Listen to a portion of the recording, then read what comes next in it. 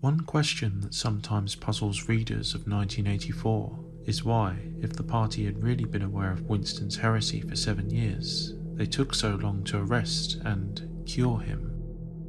This is a fair question which I believe does have a decent answer based on what we know about the party's philosophy on power within the novel. Welcome to 1984 Lore, the channel for all things 1984.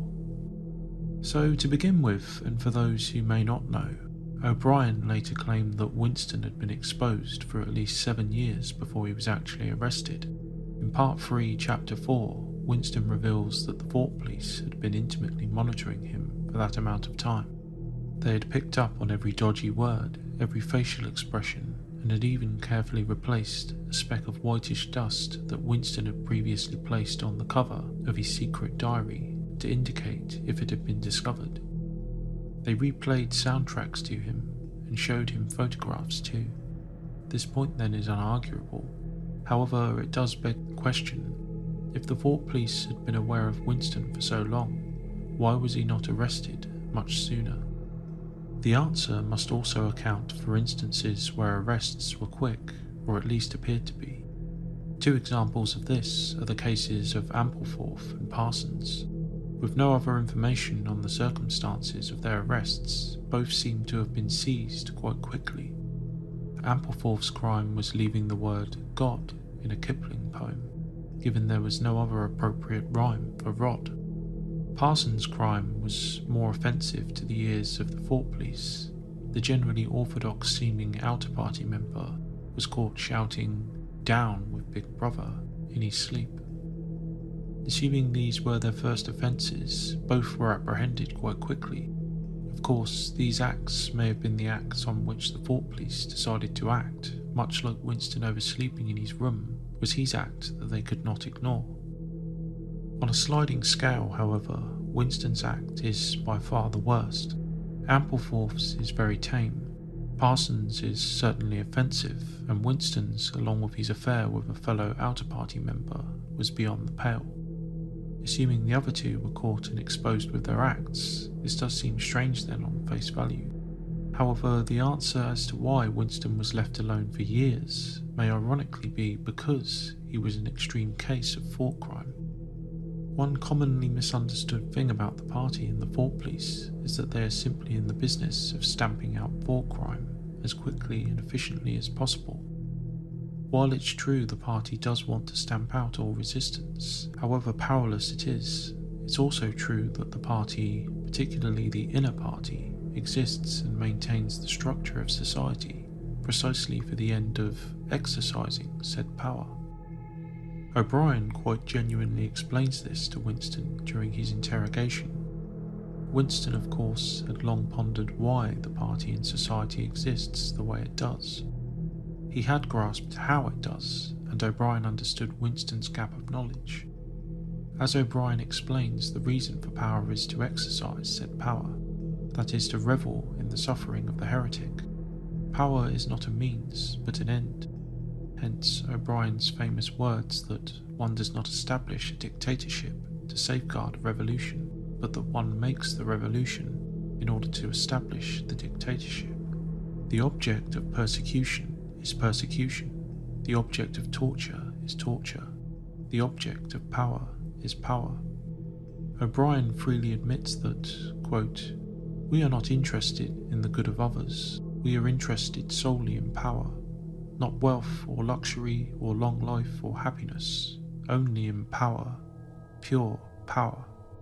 Power has to be collective for it to be sustainable in the long term, but the act itself is also very rigidly defined.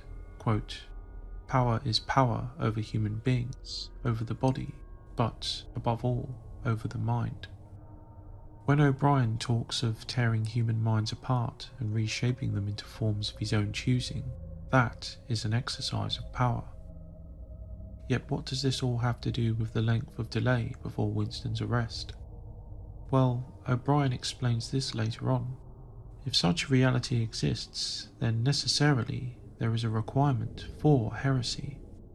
The inner party, in a warped way, likely allow at least a few of the more egregious thought criminals to compound their crimes for long periods, precisely to enhance their own experience of power. This process may be something akin to experienced gamers playing a particular game on the hardest setting to get a greater challenge and thus sense of satisfaction for completing the game. For inexperienced gamers, the easy or Parsons setting may be enough to satisfy their boredom. However, for veteran players, only a Winston setting will do. I'm quite confident that O'Brien is genuine in his belief about the party's control. They may not be omnipotent, but they're not a million miles away from it either. Any serious threats to the party are always detected and monitored, but if all are simply crushed at the moment of detection or soon after, then there is no point of the structure of control to begin with. For this reason, O'Brien confirms, quote, "The heretic, the enemy of society, will always be there, so that he can be defeated and humiliated over again. Everything that you have undergone since you have been in our hands, all that will continue, and worse. The espionage, the betrayals, the arrests, the tortures, the executions, the disappearances will never cease. Goldstein and his heresies will live forever. Every day, at every moment, they will be defeated, discredited, ridiculed, spat upon, and yet they will always survive. This drama that I have played out with you during 7 years will be played out over and over again, generation after generation, always in subtler forms.